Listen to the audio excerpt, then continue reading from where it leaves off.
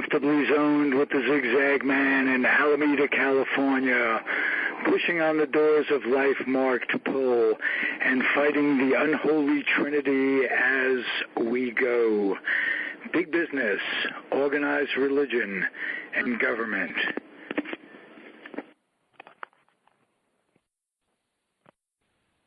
I am back, and you are comfortably zoned with me, the Zigzag Man, in Alameda, California, right across the bay from San Francisco, Northern California as it is, and we got some big news. We had rain, a little bit of rain to help break the drought. It's supposed to be El Nino coming up, and it's nice that we get a little bit of rain here and there to kind of meld into the ground so we don't have floods, and it looks like that from all indications we're going to get some water, and San Francisco, Northern California really needs it, so keep your fingers crossed.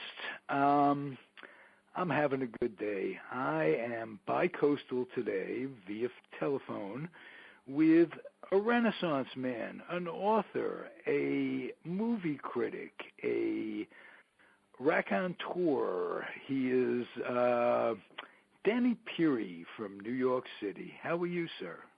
I'm great, Ralph. Really a pleasure to be here, and I'm glad to hear about the rain out there because I do know a lot of people out in the Bay Area.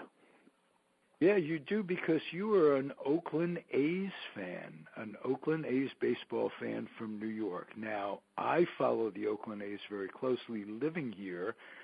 I'm a Met fan. Mm-hmm. We both follow our teams from cross country, and we're talking off the air a little bit. We have MLB.com game day. And for those of you who grew up kind of like myself, a dinosaur, following teams years ago, how difficult it was to follow your team. Tell us about MLB.com game day. What does that do for you? Well, it's the way I can keep up with the A's. I'm, of course, my favorite team is the Oakland A's. And I was actually a Philadelphia A's fan in 1954. Our family lived in Philadelphia for 1 year. The first baseball card I ever got was Vic Power, who became my idol of my whole youth, and we became friends. 40 years later, I visited him and spent some time with him in Puerto Rico, and we became friends, which is an amazing story in itself. But whatever team he was on would be my favorite team. So the A's, Philadelphia A's in 54, then the Kansas City A's, and then he got traded around to different teams, to the Indians and the Angels, even the Phillies for a little bit. And whatever team would be my favorite team, and then finally he got released, and I went back to the A's in the mid-1960s, and I've been an A's fan and fanatic all those years, and the way I keep up with them radio-wise is the MLB.com, the game day. So I will, late at night when everybody else is asleep in my house, I will listen to the A's. And it goes back to, I'm sure you did this yourself, Ralph. It was hard keeping up with teams growing up, but before the Internet days, so I'd always have a transistor radio. In bed, and, when Vic Power would play on the Angels, for instance, on the West Coast, I would listen late into the night on the staticky radio, listening to these games, and I get very little sleep, especially in a school night. But, we baseball fans have to keep up with our team, so that's the way I did it, and I still do it to a great extent. Absolutely. With the MLB. We talked a little off the air how I became familiar with you through a series of interviews that I did for the Major League Player Association and BATS. It was back in the 90s. The fellow who I interviewed who told me about your book was in the book that that I first discovered you with. It was called We Played the Game. And it was interviewed 65 different major league players, and you chronicled baseball, the different teams, all 16 original teams, from the year 19, and you added the expansion teams as well, if I recall. You did add... Yes, 47 to 1964, so the expansion teams had moved. So come in. You brought it all in, and you had 65 people you chronicled their lives and interwove them with the different teams' chronicle. So you get 1957, 1958, and each team was covered in the chapter, and each of the players, sometimes they were traded. I remember Billy Pierce. He talked about Detroit early on, and then with the White Sox. It was an incredible work. And thank you so much. It was meant to be in the tradition of The Glory of Their Times, the famous book that Larry Ritter did. He traveled around the country with a recorder and interviewed old-time ball players who sort of disappeared from the public eye. And Larry wrote, he's no longer with us, but he wrote my intro at the time and wanted to be part of the tradition. And what I did was travel around the country interviewing players from my era and your era, the post-World War II era, and including coming to the Bay Area where I interviewed people such as Hank Sauer and the famous Chicago Cub and one-time home run champion and MVP in 1952, and then Joe DeMaestri, who played shortstop for the Philadelphia and then the Kansas City A's with Vic Power. Exactly. So I was the last shortstop with Philadelphia, and he and Sauer were both, as well as Silvestri, nice enough to come and do my little documentary that I did, my series of interviews in 1995. So I'm glad he was, he's familiar with the book and he promoted the book, because I gave a lot of players from that era who were kind of forgotten again and were put into obscurity. In Joe DeMaestri's case, I was able to get his name changed in the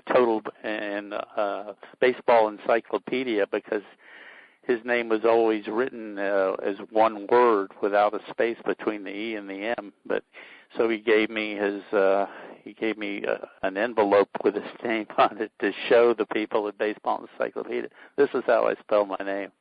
So nice. Joe is a very, very nice, humble. What a nice man! What a great guy, Joe DeMaestri. Very, very nice. And so that was a thrill for me. A lot of people get thrilled by meeting, the superstars of the game, and I don't say that I don't, but I also love, the guys like Joe DeMaestri and Hank Sauer, guys who made my childhood as great as it was. Now, speaking of that, you mentioned that your favorite player was Vic Power, and yes, I just want to say that as I was never a Yankee fan, but I was a Yankee worshiper. So, and I was thrilled recently to have Peter Golan back on my show, and talking about Dynasty and bums, and is just terrific. So Vic Power comes to mind as the first black player that should have been the first. Ellie Howard was the first black player on the Yankees in 1955. Right. And Vic Power had 2 years in the minor leagues with the Kansas City Blues, which was the top Yankee affiliate at the time, and he hit .331 and .349. So they didn't bring him up after he hit .331. They brought up white players instead. And then in his comment, Vic's comment was that I think they're waiting for my skin to turn white, because the Yankees would not bring up white players, and nobody would say anything except Jackie Robinson, who went on radio and said the Yankees are bigoted. And Vic Power was the prime example of a great black player that they would say, well, he's not the Yankee type. So they kept, after hitting 331 in the minors, he hit 349, led the league. And did they bring him up? No. They traded him to the A's, and that's what became my favorite team. And they traded him for a lot of white players. And eventually, in 1955, they brought up Elston Howard, who was Vic Power's roommate down with the Blues. Now, think about those 7 years from 47 to 55. 8 years. 8 years, the National League had MVPs going. We had Aaron being brought up, Banks being brought, superstars, Joe Black, pitcher Don Newcomb. They were just, and the Yankees based in New York. We're not talking about the South. This is this is New York. Can't bring up a black player. Yeah, there was actually picketing going on. People don't realize that about bring up a black player, and all the black press, the Baltimore Afro-American and the Pittsburgh Courier, and in New York, the New York Amsterdam News. They were, when are you bringing up black players? Right. Even the communist paper, the Daily Worker, was, when are you bringing up black players? And then they just wouldn't do it, and they finally, brought up somebody who's not very outspoken. It was sort of a company man, a nice guy, and a Jackie Robinson admirer. But this was Elston Howard, who never said one thing in his entire career about race relations. So they brought up the right guy. But it was, as bad as the Yankees were, there were other teams just as bad, including the Red Sox. The Red Sox waited till 1959. Yeah.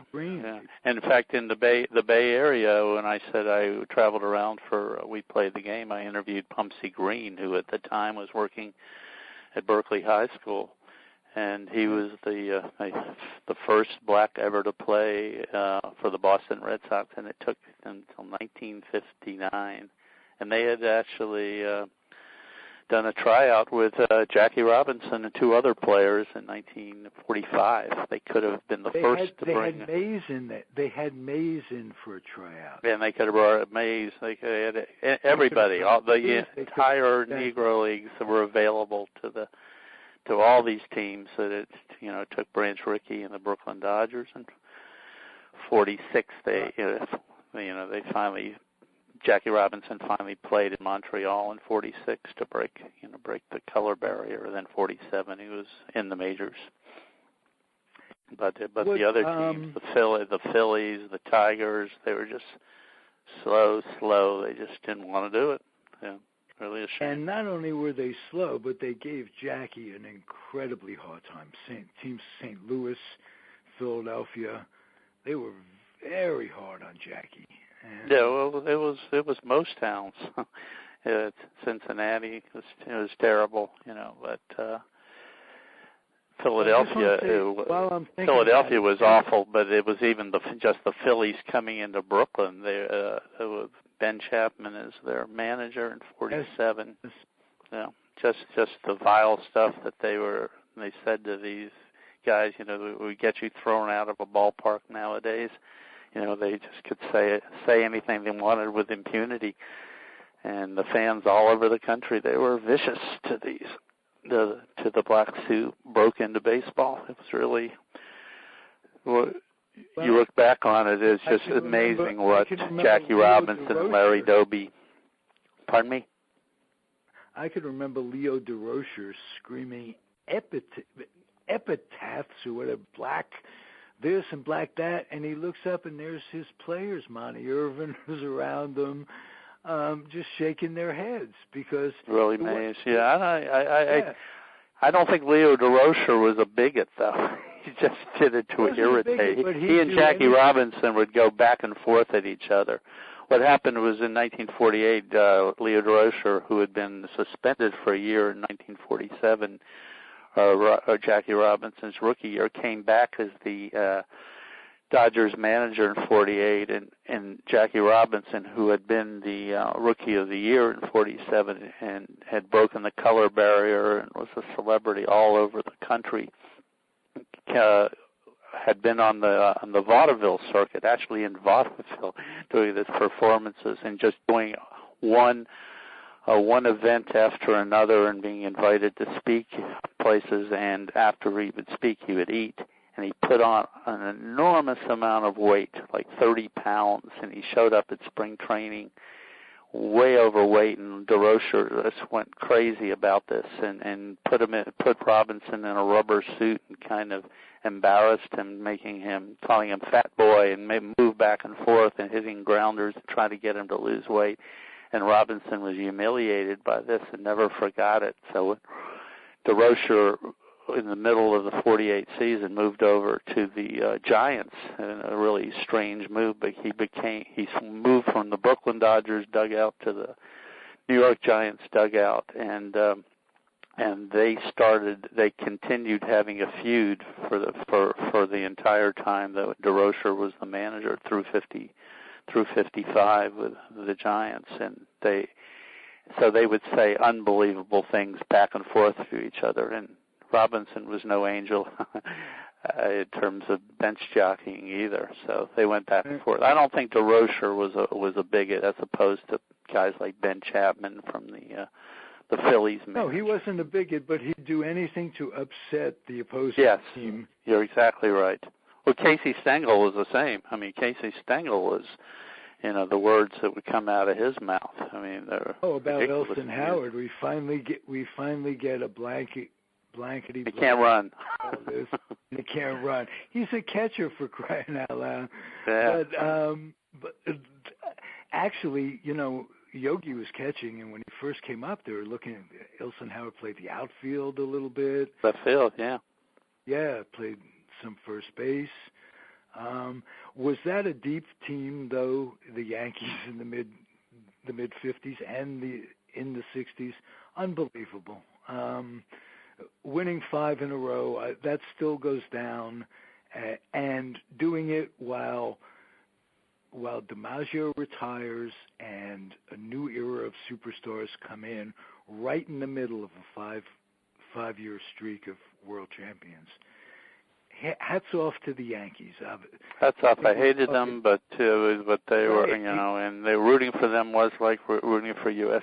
Steel. But yes, what a team! What a team! All the way into the 60s. I mean, the 61 team may have been the best of all of them. You're absolutely correct. That was so well documented in the movie 61. Right. The Billy Crystal movie. Crystal movie. That's what I was thinking of. And beautifully played. And speaking of baseball movies, that was right up there with. Given the characters was so well casted, incredible. Oh yeah, beautifully cast. Thomas Jane played Mickey Mantle. Just perfect. And I forget the guy's name who played Roger Maris, who I actually interviewed for my Roger Maris biography. I interviewed him on a golf course in Fargo, North Dakota. Yeah, he was a great guy, great performance as Roger Maris. Just terrific. I talked to Roger Maris's brother Rudy once. He ran a beer distributorship, and I was doing some freight in Florida. Yeah. Wow. Writing all these books. When did you, as a kid, did you know you were going to be an author? Did you know you were going to be a journalist? What inspired you? No, I didn't. I didn't. The first thing, but when I was about, I guess it's around 1959, which would make me about 10. I used to keep a baseball or a sports journal. I used to write what the sports news of the day was. I remember writing not just baseball stuff. I remember writing about Carryback, the almost triple crown horse. I just remember Johnny Sellers was the jockey, and he won the first 2 legs of the Triple Crown, and then lost the third. But he was like this horse that caught the whole country's imagination, and it was really exciting. So I would write about that, and I guess very pretentious writing of pretending I was a sports writer writing this. But no, I never really thought I was going to be a sports journalist. I went to film school, graduate film school, and got my master's at USC Cinema. And at the time, I thought I would go into movie, maybe screenwriting. And I was a poor kid. I couldn't afford to stay in the filmmaking division because it cost a lot of money for students. So I went into history criticism, and then I started writing books. And I wrote a lot of movie books, and movies were one of my passions as a kid, and rock and roll and television and sports. The big sports thing. Right. And I had done these books on cult movies, and cult movies 2, and cult movies 3, and cult movie stars, and then I being a big baseball fan, I wanted to meet Vic Power. And that was one of my goals, and I was very close with my editor publishing house. I guess it was Simon and Schuster, and we would go to baseball games together, and he knew how much I knew baseball, the same as I knew movies. And I said, what if I do a cult baseball book, and that way I can interview Vic Power, and other people can write about their favorite ball players, cult era, so I got a lot of famous people to write about, and sports journalists to write about various cult baseball players, Marv Throneberry's, Joe Charbonneau, guys like that. And I went and met Vic Power, and Cult Basers was my first sports book. And since I eventually ran out of movie book ideas and just kept writing about sports. That's how I became a sports writer.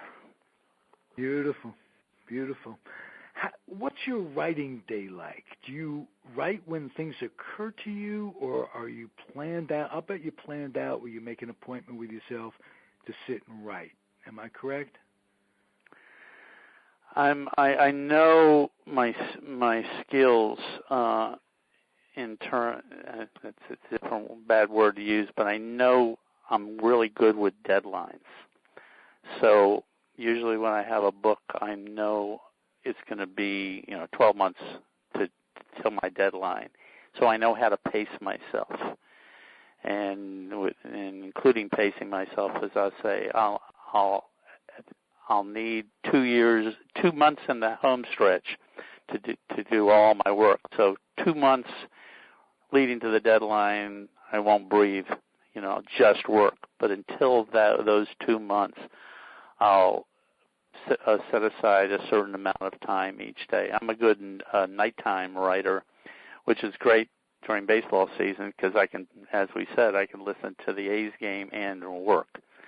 And it's different. It depends on the kind of books I did. The book I'm doing now, that you have, that has just came out, is a book of quotes about Derek Jeter, baseball immortal Derek Jeter, a career in quotes, and that's a different type of book. That's an editing book. That's me finding and compiling and editing somebody else's quotes, Jeter's quotes and everybody else's quotes. If I write a biography, which I co-authored a couple with a guy named Tom Clavin, we did I mentioned the Roger Maris book, and we also did a Gil Hodges book. And then I collaborated with Ralph Kiner before he died, of course, on Baseball Forever, his autobiography, and I did a bunch of collaborations with Tim McCarver, who I have worked with since 1986 in various capacities, including on this television show. And so when I do, I have different types of books. So when I'm writing and creating a narrative myself, that's a different style than editing books, editing other people's articles or compiling quotes, which I did for the Jeter book and I'm doing for a Jackie Robinson book. But it's a very my experience has always been, a lot of these books where I do a lot of interviews. I interview 65 players for that we play the game, but all my I did Roger Maris' book. I think I interviewed 100 people, more than 100 people, and Gil Hodges the same thing. And I'm always on the phone and making appointments. I'll call you at this time, or you can call me at this time. I'm 66 now, so I know how to do all this stuff.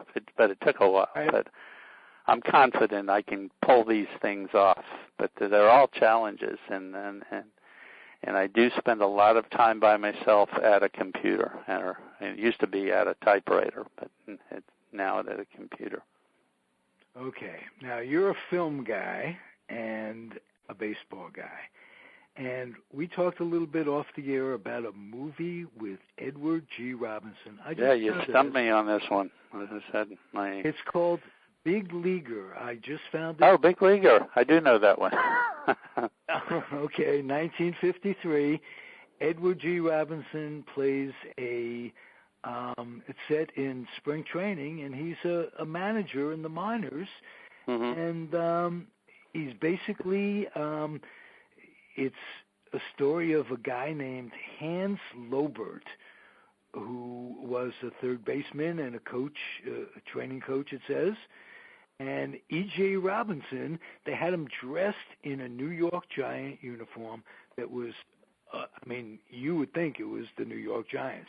It's very well done. It's black and white. I used to watch it occasionally on $1 Million Movie, and been thinking about it for 40 years, and you inspired me to look it up on the internet. So I appreciate it. Well, that was what I remember. I don't remember watching a $1 Million Movie. $1 Million Movie, for people who don't know, that's on Channel 9, and they used to run the movie over and over and over again. And I didn't grow up in New York, but when I'd visit, whatever the movie was, I'd watch it. I remember King Kong being on that, and I'd watch it over and over again. Done a lot of times. Big Leaguer was directed by Robert Aldrich, who would eventually direct, I guess, the Dirty Dozen. He used to direct a lot of war movies, and I think Attack, and really a hard-hitting, male-oriented director. He was pretty good, and I haven't seen Big Leaguer maybe since I would have been 4 years old. I'm sure I saw it on TV over the years because I'd see every movie. And but I thought you had me stumped with that one when we talked before we started, and I said, "What? Oh, that must be a movie I completely forgot." But I'm glad you reminded me of it. And I do remember. I do remember the title. I think Carl Hubble makes an appearance in that movie. Do you have any recollection of that? I don't have. The famous giant. The famous giant pitcher, yeah. But same.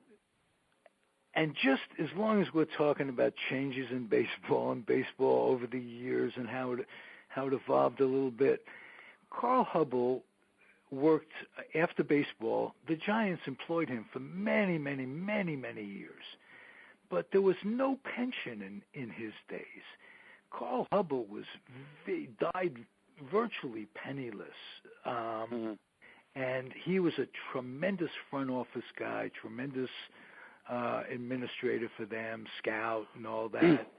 And they just baseball just didn't pay their players. And most of the players that you interviewed were all of them, as a matter of fact, were free agents. There's a big fight for pensions in those days, and any kind of thing. There was no free agency. Anytime a player tried to organize anything, he was called a communist. So that was the way that the ownership kept pre Marvin Miller, kept any kind of organization going on.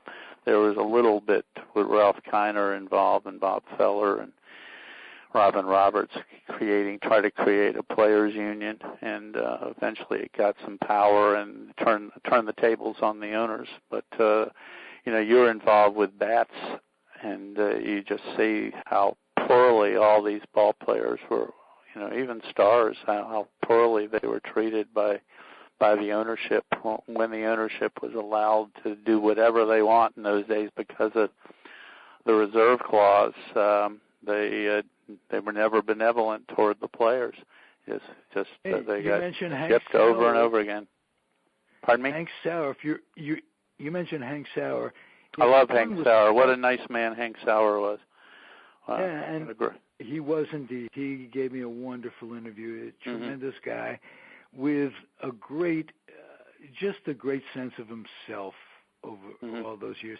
He was handled poorly by the Giants at the end, and they didn't do right by Hank, and that was really sad.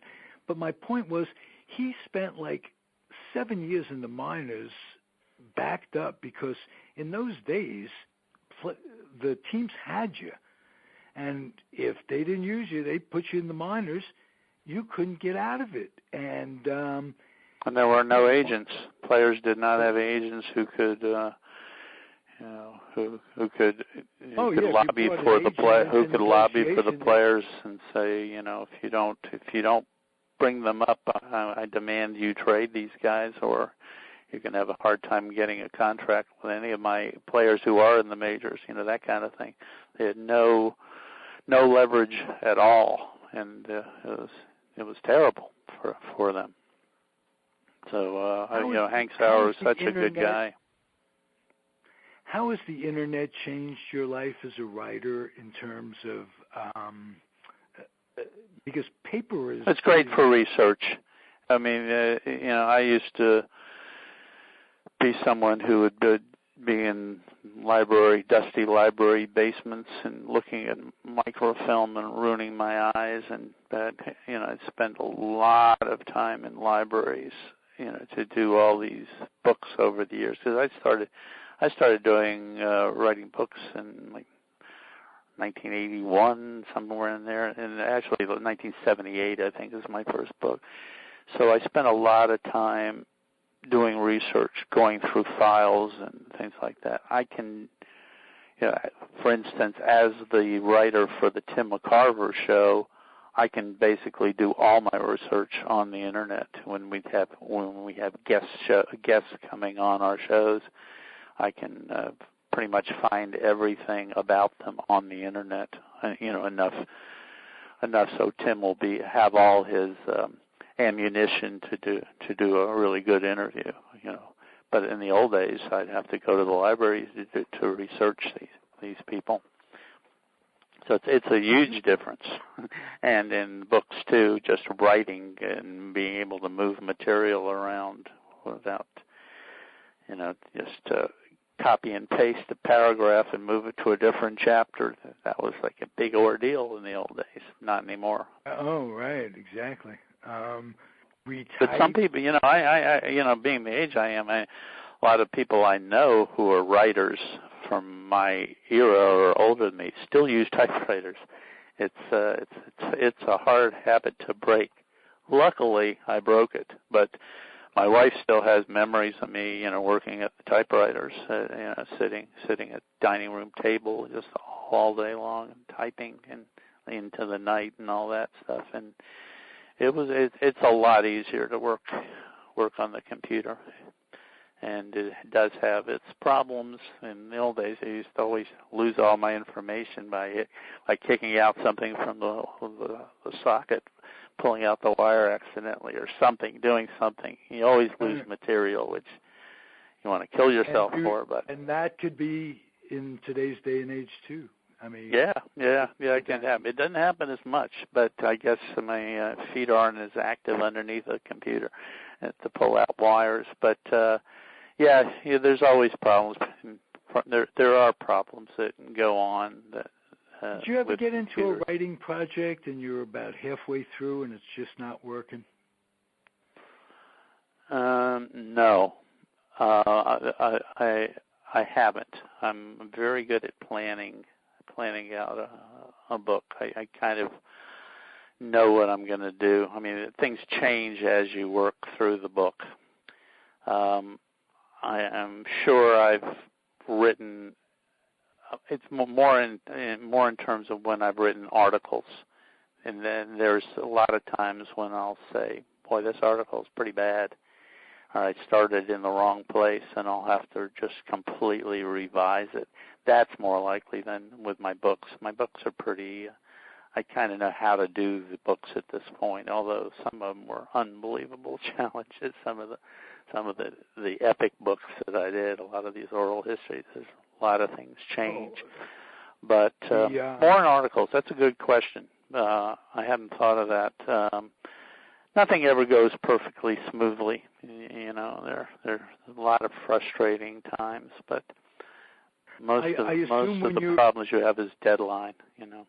I assume when you finish a project, by the time you finish a project, there's another project in the works, if not 2 or 3 going on at the same time. Well, you try to do that overlap to make a living, you know, over the years. That sometimes you can't really afford to have a long gap between books. But, you know, books, a lot of you writers out there listening to this, I'm sure you understand. When you finish a book, you want to go on vacation for about 10 years. You just want to collapse, and the thought of starting another book the next day or continuing to work is it's hard to get out of one mode and into another mode. I did the Jerry Jeter book. When I finished that, I started the Jackie Robinson book very soon afterward. So. And before the Jeter book, I had just done a book with gymnast Shannon Miller, who's Olympic champion and then became a cancer survivor. And we did her autobiography, and so that came out earlier this year. So I've been churning out books, and they're not easy. None of them are easy books. So it's been pretty. Are you still in the process of writing the book on Jackie Robinson? I actually finished it last week. Last week I turned it in, and my editor is now reading it. So that's how quick these things go. And do I want to start another book right away? I have to think about it. I need a little break, but I have other ideas, and I can start another book, another one of these life in quotes or career in quotes books. I have candidates, but I have to. Can I just start right away? I do need a little break. These are these. Writing is not. Writing is. I love finishing a book. I love the idea, and I like when things are going smoothly. And you mentioned we played the game. I loved meeting all those players, 65 players. What a joy. And that's my childhood coming back, and to speak to that was these your guys. favorite work of all time, I'm guessing. We played the game. Yeah. Is that what you just asked me? If that was my favorite? Was that your favorite? Everything? Probably. Yeah, I think you're right. I had done that book called Baseball Players before, and that's when I interviewed Vic Power, which is the thrill of my sports life. So I could say that's my favorite book also, but We Play the Game is all me. The called Baseball Players, I only did one chapter, and I got other people to write all the other chapters, and I'm very proud of that book too. Of my sports books, probably. I mean, I loved working on Baseball Forever with Ralph Kiner because he's such a nice guy. He was a nice man. He was. Yeah, I still mourn his passing. A one-of-a-kind guy. I love working with Tim McCarver, on the books we did. The first book, we did Tim McCarver's Baseball for Brain Surgeons and Other Fans. It wasn't the most fun. It was fun to do. It wasn't. I didn't travel around the country interviewing. There was a word in that book that I'd never heard, never read in a book ever. If you a description, he's pretty outspoken. Tim McCarver. Yeah. Tim McCarver, yeah. We started working together on. He did a radio show. We have the same agent. That's how we met, and the agent knew I knew a lot about baseball, and he put me together with Tim, and we did this daily radio show, and it was 1986, and that was the year the Mets, as you know, were in the World Series and the playoffs, and all those games in the postseason would start out one way and change to the other, and I'd be at home watching these games and writing out his commentary. I would talk to him during the game. Actually, he would call and we'd talk quickly about the game and go over. Then all of a sudden, against Houston and against the Red Sox, the scenarios would change. And then as soon as it ended, I would call him up and he would jot down what I wrote, and then he would broadcast it. He would record it. So it was quite an experience in 1986, and that's where we started. Yeah. So we've always had fun doing stuff together. Also, I don't think of my 20 plus books, I've enjoyed doing almost all of them. I just or I do something else with my life. I like these books. I think they're good contributions. They're good contributions to baseball history. That's one of my criteria. Oh, absolutely. When you say good contribution, you chronicle those years of 1947 to 1964 better than anything I've read from that stuff. Oh, thank you so much. I appreciate that. Books, Peter Golenbach's books, Marty Appel's book,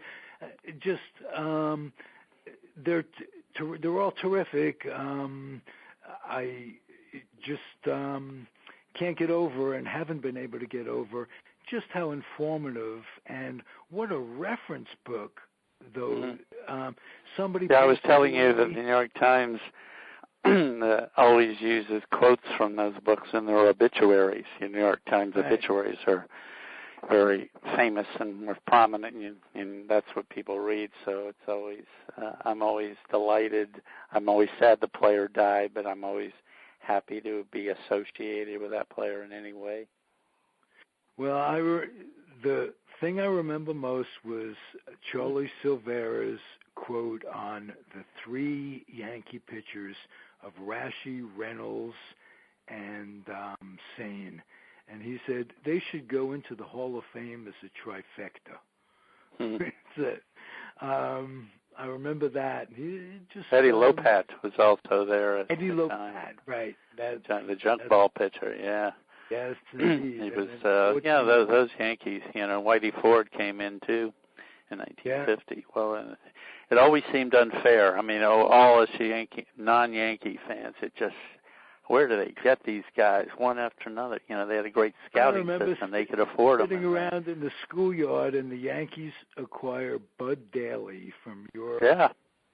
Right? Yeah. And he was. I interviewed Bud Daly for the Maris book. That was a thrill because he played for the A's too. The Yankees would have the shuttle between the Yankee ownership and the Kansas City ownership, Arnold Johnson. They were in a little cahoots.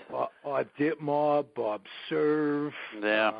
Johnny Cooks would go back and forth. Bob Cerv hits 38 homers for the A's, and all of a sudden he's a Yankee. Right. Roger Maris, big star with Kansas City, all of a sudden he's a Yankee. It was very, if you were an A's fan, you weren't really pleased at what was going on there. No. It was Arnold Johnson owned the A's. Arnold Johnson owned the A's. Yeah. He just didn't have any money. And it was kind of sad in a way. And then Charlie Finley buys them, and they move out to Oakland. And you kept following them out in Oakland. The A's have had, as you know, living in what a storied franchise they have had. Just a fun thing. I got to interview Dick Williams years later for the Maris book again, and he was I called him up and said, "Oh, thank you for." I say to Dick Williams, who's a tough guy. I say, "Thank you for agreeing to talk to me about Roger Maris." And he said, "Oh, I'm sad. I'm upset I did." That's how we began the conversation. But it turned out I knew everything about the Oakland A's and all his players there. And one of my great memories, as I told Dick Williams, was him after the A's had won the 72 World Series, standing on top of the A's dugout, and Charlie Finley was there with, I guess, his wife, and Dick Williams with his wife, and they were just all celebrating on top of the dugout. And Dick Williams, when I knew all this stuff, he just, he was like the greatest interview. He just opened up to me, and it was, he melted his hard veneer, and so that was great. And the A's dynasty years, all those players in the late 1960s who developed at the same time. It's kind of like the Mets here in New York with all their young pitchers all coming up at the same time. It's just that's what happened with the A's with Reggie Jackson and Joe Rudy and Sal Bando. They got Campaneris and Billy North and and Reggie Jackson, as I mentioned, Joe Rudy. That was the outfield, and Angel Manguel and guys like that, and Gene Tennis, and all the pitchers with Vida Blue and Blue Moon Odom, and my favorite of all was Catfish Hunter, who was just fabulous. And Charlie Finley had a knack for finding these guys, and he didn't pay them well, but he treated everybody awfully. But what a team he assembled, in those dynasty years in Oakland. What a thrill for me! All those years of just, it's like being a Cubs fan. Nothing ever good happens, and all of a sudden the A's. How are the A's world champions? And it was fabulous. Right. Yeah, the fellow I think of on the first A's team in '72 to win was Mike Epstein. Like a first baseman, yeah. Super a powerful first baseman, pretty good fielder, and pretty good fielder, right? And but he got moved out, I guess, with Tennis moved to first, and then Dave Duncan became the regular catcher, and that became the team. Right. And then but they had a lot of good characters and fun guys, and it was a fun team. And they all hated Finley individually. Well, that was part of the thing is Finley. A couple of guys grew mustaches, and I think they became known as the Mustache Gang. And Finley didn't want that, but Dick Williams grew a mustache, and then all the players grew mustaches. Almost, I think maybe one or two didn't, but everybody is growing a mustache just to show their bond to each other. It was a fun group, and that was what they bonded, and they all hated Charlie Finley, as you said. Right. You leave out anything in your book, in any of your books, that you wish you would have put in? I think the way I played the game, after the book finished, I get people. I would get the response, and in my movie books too, I get responses from people too late, saying, "Hey, I really like to be interviewed by you now," and I think, "Oh gosh, it's too late. I can't do it anymore." That's kind of what it was. There are always things that didn't go right. I would have liked one more interview, and we played the game from a more prominent Yankee than I think I had Stan Williams and Pedro Ramos ending the book, and Bobby Richardson bailed out on me, and then Bill Skowron bailed out on me, and the book hit the deadline. So I can confess to all you listeners, Bobby Richardson screwed me. The nicest guy in the world screwed me. So I hope he hears this. So that's why. But I'm pretty happy with my books. I've never gotten any reviews where say he left stuff out. I wish he would have included this or that or whatever. I think I generally give people more than they expect, and so that's how I feel. I think I put so much into these books, so which isn't. I'm not suffering. I'm just glad to do it. It's great, and I'm very happy with. I'm happy with all my books, including the Derek Jeter book. I think that book came out. Tell me about that one a little bit, because plus, if you don't live in New York, you don't get to know Derek Jeter as much as you do in the city. He captured the city like almost no sports personality since Manlin DiMaggio. That's the way I see it. Yeah, well, Mike Lupica wrote, said he was the last relevant Yankee ever. Don Mattingly said the greatest Yankee of all time. That includes Babe Ruth and Derek Jeter. Well, I think one of the reasons I did this book, I'm not a Yankee fan. I never rooted for Derek Jeter, but I lived in New York and watched this amazing ball player for 20 years and had just so much admiration for him. It was a combination of dedication and talent and understanding of how the game should be played. And then I actually opened the book with a quote. You're always supposed to find a great quote from some famous person that has relevance to your subject. And I found one by Galileo, which said, "Passion is the genesis of genius." And I've never seen, it perfectly applies to Derek Jeter. He just had this passion for baseball, which started when he was a little kid. When at 5 years old, he planned to be the shortstop of the New York Yankees. Amazing, amazing, amazing. And he had just such a love of this game that he became brilliant at it, that he put in all this work from the time he was a little kid to become a better and a better and a better ball player, and a player who understood the game better than anybody. I have quotes from Jimmy Key in 1996 and say what makes Derek Jeter stand out is his mind.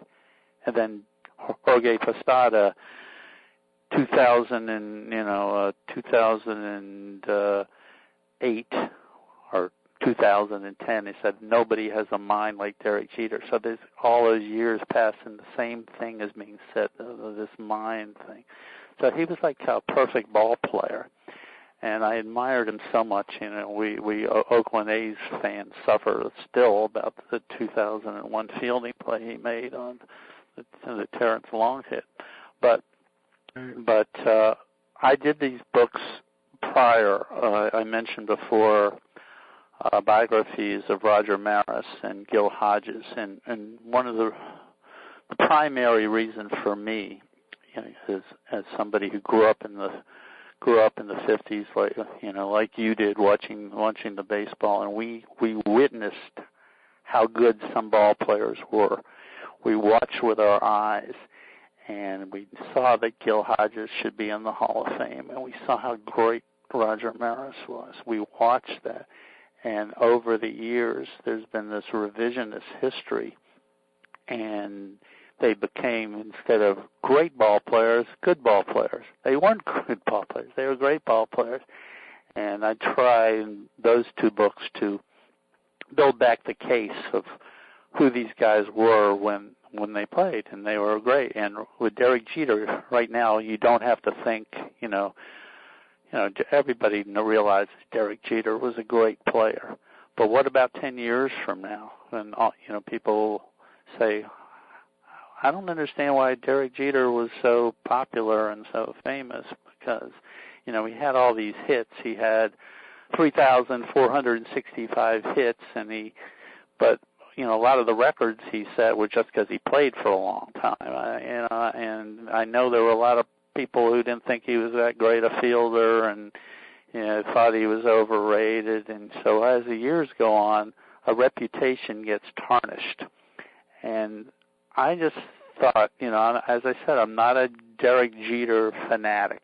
Although I just wanted to impress people, assembling these quotes, which is basically a narrative of his whole life to the end of his career and how he was portrayed in the press and by his fans and by his teammates and by opponents and by coaches and managers, and not just in the majors and his minors, but chronologically as his career developed and came to an end, how he was viewed, which was in a great way. I mean, he was just, so 10 years from now, when people look at these quotes, which go chronologically through his whole career and quoted from everybody in the world, including detractors, and then people will say, oh, that's why Derek Jeter was held in such high esteem. That's why he was considered the face of baseball for all those years, even though there were ball players with more talent than Jeter, but he was the one who, as Reggie Jackson once said, it's interesting, the best ball player is not the one with the most talent. I think that's just a great quote that sums up Derek Jeter. This was a great ball player, one of the greatest I have seen since I've been watching baseball as a 4-year-old. And I want people in the future, as with the Maris and Hodges books, to understand his greatness and not forget it, because as I said, time really takes a toll on the reputations of ball players, and you can see that in a lot of the Hall of Fame votes, and who's not getting any votes anymore because people forget how great some of these guys were when they played. Do you think Derek Jeter will manage someday?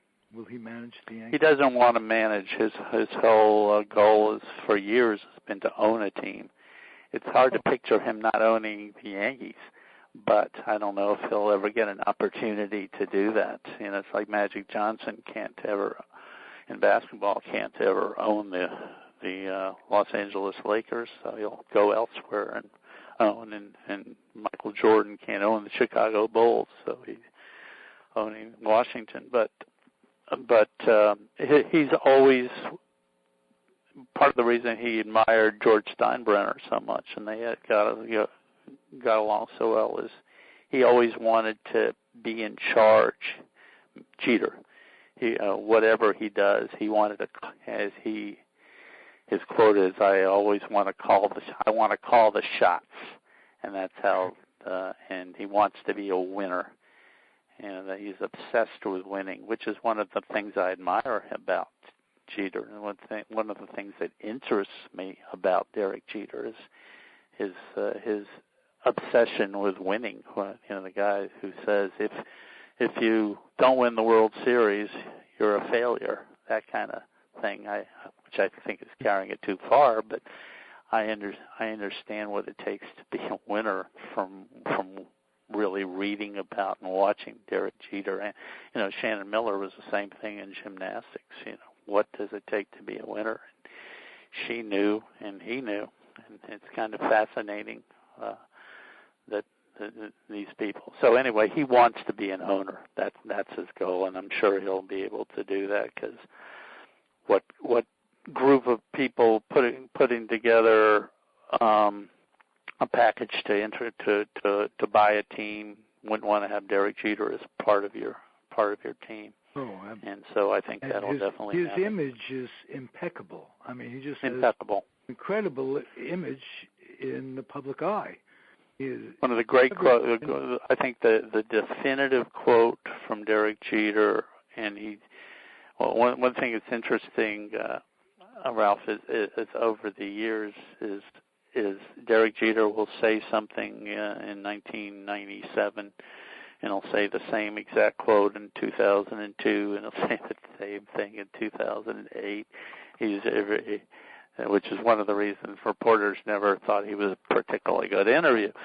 But the quote that he said several times to different people, including Matt Lauer in his for the Today Show, the final interview and he'd said this to Matt Lauer years before, and I think Barbara Walters and many people, I never wanted to embarrass my parents. And that is what I think is the essential definition of Derek Jeter and why his image is impeccable. I mean, this is a guy who dated like 1 million people, and he still had a impeccable image. Right. Nobody says none of his former dates say anything bad about him. None of his former dates, none of his former teammates, none of his favorite coaches, scouts.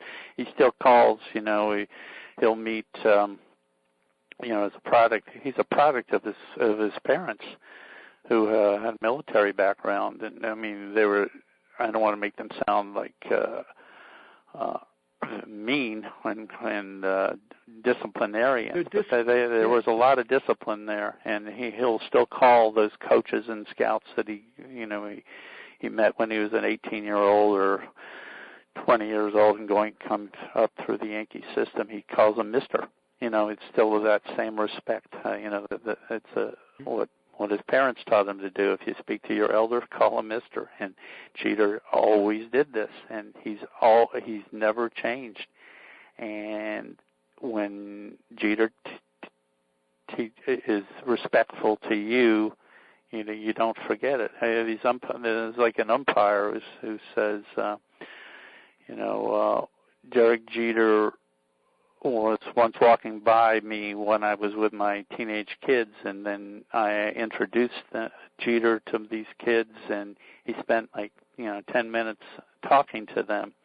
And then over the years, the umpire was just so admired Jeter so much, because Jeter was the only guy ever, he said, who would actually, say, a lot of people would say, how are your kids? But Derek Jeter would remember their names. 10 years later, they'd still be asking, how are your kids at this name and this name? And, there's something nice about this. there is a genuine quality to Derek Jeter. You look for the bad stuff as the rookie. When he was a rookie, the veteran players would say we kept waiting for him to go wrong in some way, and he never did. And that's it makes him probably a little bland, but everybody admires him for like this, and he has that image. But it all goes back to, I don't want to embarrass my parents, and it's still true. And when he was a rookie star, this was when he was in his rookie of the year, and he had made it, and was really successful. And I think I have a quote by Jennifer Steinbrenner, George Steinbrenner's daughter, and he said, hey, I ran into Jeter, and he was completely nervous because he had to get home in time to clean his apartment because his parents were coming. So that's Derek Jeter. That says a lot right there. Yeah, I think so. He just he had this roommate. His name was Artie Long or something, and I might be wrong, but they were friends from minor leagues, and then Jeter made it as a Yankee, and this guy would still come to New York, and they'd go out party and stuff, and once they were home in the apartment, this was their wild days, and they were watching a documentary on television about the drug struggles and the young Mets, Darryl Strawberry and Dwight Gooden having drug problems and partying all the time when they were in the young players with the Mets, and this is the documentary how their careers went down the drain. And as soon as the documentary ended, it was shown all over the country. The phone rings and it's his parents. It's Jeter's parents. And that guy says, well, that was the end of our friendship. He thinks his parents told Jeter that he has to start, buckling down and not partying so much, and get rid of the friends who would tell him, who would tempt him to go out, lead him astray to the town. Yeah. So, and he says that. I find that very interesting. That is, he was already a successful ball player, but his parents could still, call him up and tell him, buckle down, get rid of the guys who lead you, as you said, lead you astray. And something like that is easy with Jewish guilt, but without it, it's really an acquired taste. I mean, that's true. So you got to give the guy a lot of credit. Yeah. Well, I think Jeter is genuinely, I've met Jeter on the Tim McCarver show, and nice guy. And you leave, and he was a fine guest, and seemed to open up. And then he left, and you say, well, that was a pretty good show. You don't say Alex Rodriguez will come on the show, and he'll leave and say, God, that was a great show. He really opened up and talked and was interesting and had opinions and all that stuff. Jeter just gives you, he gives you enough, and that's kind of what he is. And he doesn't ever venture to say anything that might get him in trouble. And he never talks too much about anything. He's always so protective of image. And he always said he wasn't, which is interesting. He always said, you see me for 20 years, you get what you see, and you know me enough, and if I was being untrue to myself, you'd recognize that immediately. And but I don't think so. I think he is as the most protective guy in the world, and the quotes in the book will show that. I think his quotes in the book are, people don't think, they say to me, a Derek Jeter quote book? He never said anything. He was always bland on purpose, but there's interesting things he does say. So it's and it's not just quotes of him, it's quotes about him. About him by everybody else. There are thousands of quotes in this telling the Derek Jeter story, and it's an interesting story. Not like Jackie Robinson, but speaking of Jackie Robinson, one of the things I always liked about Derek Jeter from when he was young, and the thing that one of those things I respected him for is back in the 1990s, people forget, is until around 1997 when they started really honoring the 50-year anniversary of Jackie Robinson breaking the color barrier. People forgot who he was, really. I mean, they didn't. There were a lot of ball players, from Ken Griffey Jr. to Rickey Henderson and Vince Coleman, the famous Cardinals base stealer. And he would say, I don't know nothing about about Jackie Robinson. There were a lot of ball players, including African American and black ball players from Latino countries, Hispanic countries, who didn't know anything about Jackie Robinson. They didn't know how they were playing Major League Baseball and making a lot of money. That was because of Jackie Robinson. And Derek Jeter wasn't like that. He was always a baseball historian. And I admired that he knew a lot about Jackie Robinson, and he would say, this is the guy of anybody I wanted to meet in the past, it would be Jackie Robinson. And, if I could play, golf with somebody, it would be Jackie Robinson, and I learned a lot. But what really made me respect Derek Jeter was his knowledge and his admiration for Rachel Robinson. I mean, it wasn't that he just knew about Jackie Robinson, but he knew what Rachel Robinson's role was in the traumatic first couple of years and his entire career and in and out of baseball.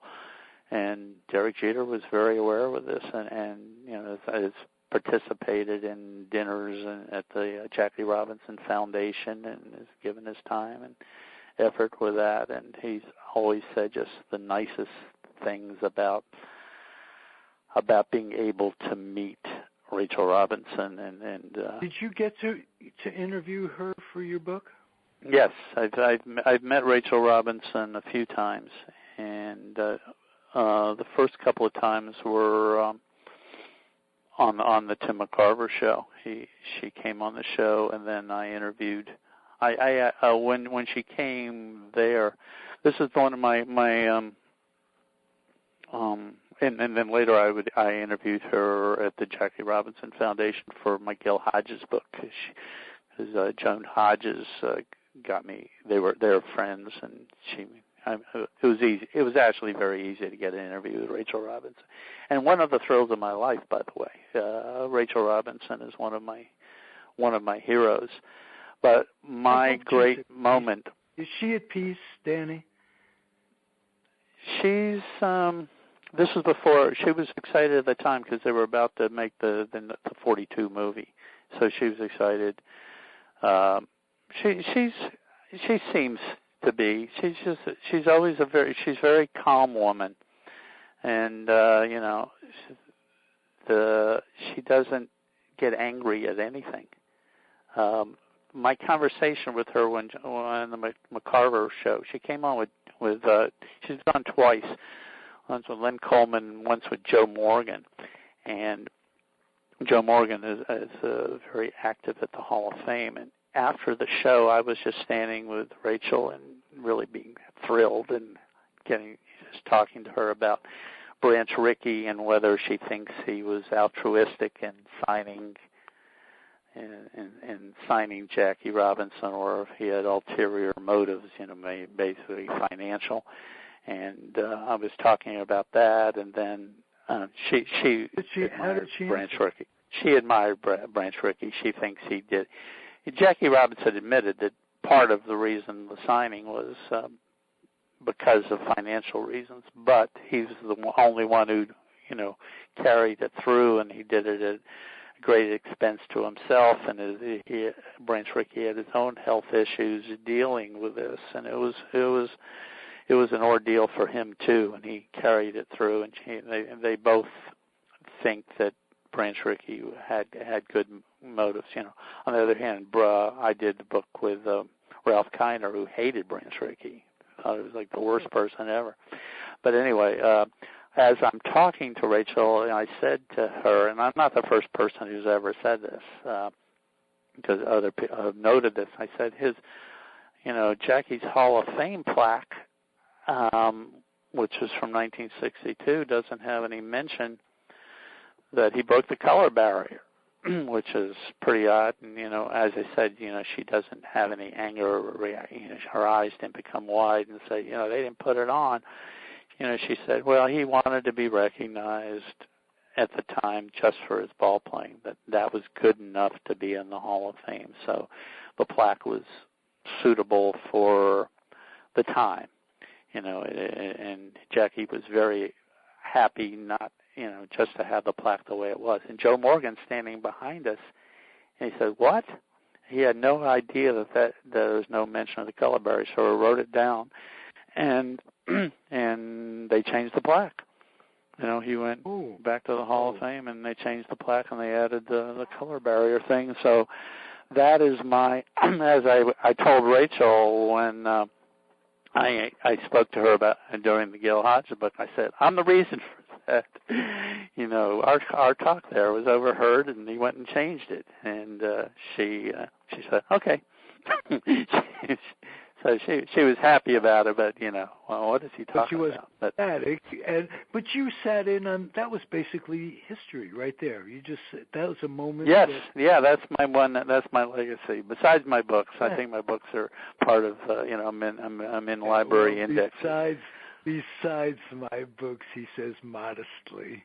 Yeah, well, no, I'm proud of my books. As I said, I wanted them all to be part of baseball history because I'm a semi-baseball historian. I guess I'm a baseball historian for certain eras and whatever. But I know I kind of see what's missing in the library of baseball library, and say there should be this book and there should be this book, and that's kind of what motivates me. And I love that.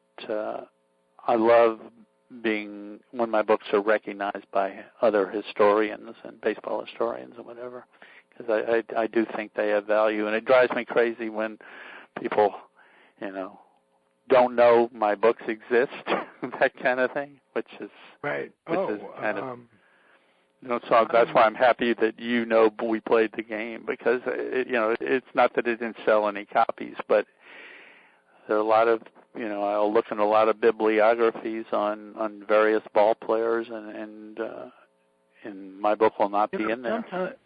Sometimes a book or a movie or a play is so good that it will never get the recognition that it really deserves. So just know yourself. I'll keep that in mind. Yeah, no, it's the same. It's the same with a lot of my movie books. Don't take that to the bank with you, because it's not going to do much good. But it's more important in your head than at the bank. Believe me. Mm-hmm. No, I appreciate even the Derek Jeter book, because it's such a strange title, Baseball Immortal. It doesn't start with the name Derek Jeter. It's Baseball Immortal, Derek Jeter, a career in quotes, that a lot of people will click online for Derek Jeter books, and they won't realize that this book exists. So I appreciate your having me on here, so people will know to look for this book. And I hope you'll come back, and I hope you had fun. I did have fun, and I appreciate your appreciation of We Played the Game and other things, and your questions are great, and I love all the things we talked about. On this show, I talk to people on this show who all have one thing in common: they have a passion. So I appreciate your passion, or I never would have considered having you. The book notwithstanding, you're terrific. You make a great guest, and like I say, please come back. I'm going to end the episode with these words, like I end everyone. I implore you and my listening audience to keep your dreams wet and your humor dry. Keep your children and grandchildren out of military recruiting offices and off the laps of clerics that wear dresses. And life will be so much simpler. And keep on keeping on. Thanks again, Danny. I'm very appreciative of your joining me. Oh, thank you so much. Great time again. Thank you. Oh, thanks for saying that. And you have a wonderful life. And we're out of here. Adios, muchachos and muchachas.